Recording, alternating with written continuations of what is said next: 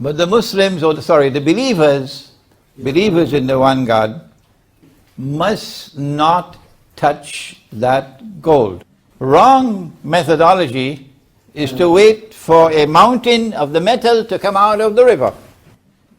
Right methodology is to recognize that this is symbolic language. It has to be interpreted. It could not have been interpreted before 1974. We don't have the time to take you to Bretton Woods. We don't have the time to take you to the International Monetary Fund.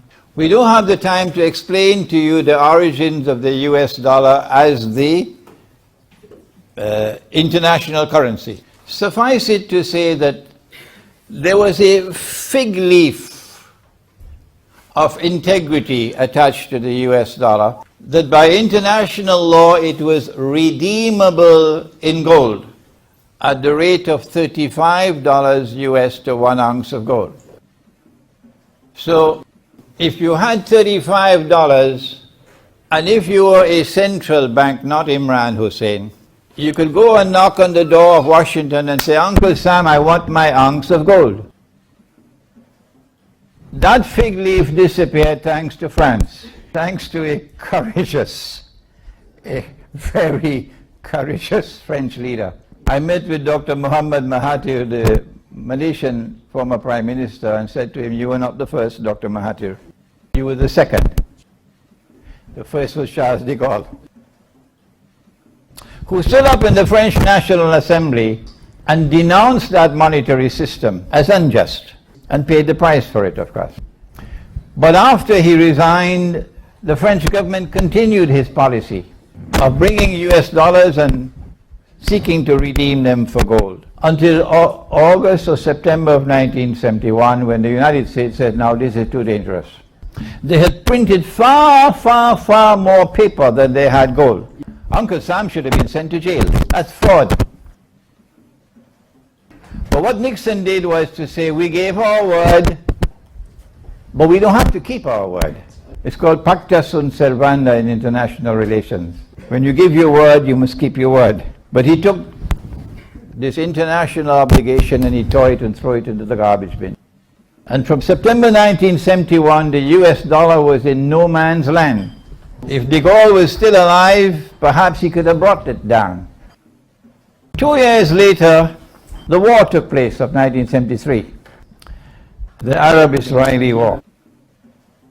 And the mastermind was on both sides of the war.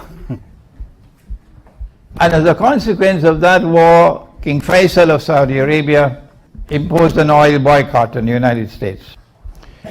Most of you probably already know because you've been listening to my lectures, but they knew what would happen if that oil boycott was imposed. They knew. They wanted it. And when the oil boycott was imposed, guess what happened to the price of oil? It rose by 400%, because the US dollar collapsed by 400%. And the Arabs were smiling. They've become fabulously rich overnight. It was at that time that Henry Kissinger pulled off the greatest stunt in human history. And an ocean of oil began to function as a mountain of gold. Know that this is not boasting on my part. You boast, God takes away your knowledge from you. I know that I am the first to interpret it this way. I don't have as yet support from the world of Islamic scholarship, but I have hope for tomorrow. What Kissinger did was to convince King Faisal, who was very simplistic in his thinking, poor man, to violate Islam's commitment to a free and a fair market, to take the beautiful religion of Islam that had come from the Quran and the Prophet, Allah's blessings be upon him, and put it aside, and to commit himself to sell oil for only US dollars. So they're no longer in no man's land. They're off the hook now. Then he had to convince the other Arab oil producing countries to do the same. And Kissinger was absolutely correct when he said to them, if you do this, you're going to become fabulously rich.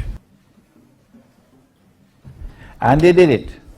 And in 1974, perhaps it was, that OPEC came into being and formalized the institution of the petrodollar, meaning that the US dollar no longer has any link with gold. The US dollar is now strong and powerful and in constant and perpetual demand, because oil is the greatest commodity traded in the world market. You don't have to bother about a Charles de Gaulle anymore. Even the sky is not the limit. You can print as much as you want. You don't even have to have a printing press anymore. The American president can simply order the Federal Reserve to create $7 trillion with one piece of paper. Distribute it amongst the banks. And when the bank gets 1 trillion, he can now lend how many? 10 trillion. This is worse than abracadabra. It's called fractional reserve banking. And only a people, excuse my language, only a people who have the intellectual acumen of jackasses will fail to see the fraud. But not my audience here today. But when Morsi from Egypt, who's now being entertained in jail, when Morsi in Egypt signs an agreement with the IMF for a loan of 4 billion, then that piece of paper becomes money.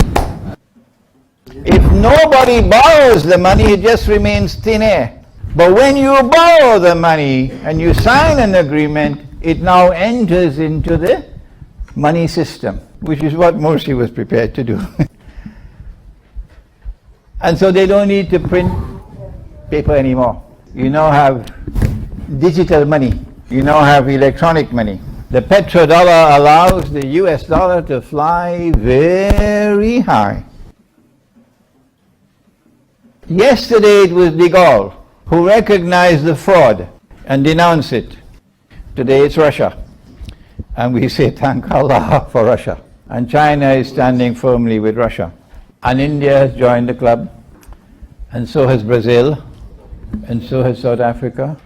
And hopefully there'll be others to join the club. And it's called BRICS.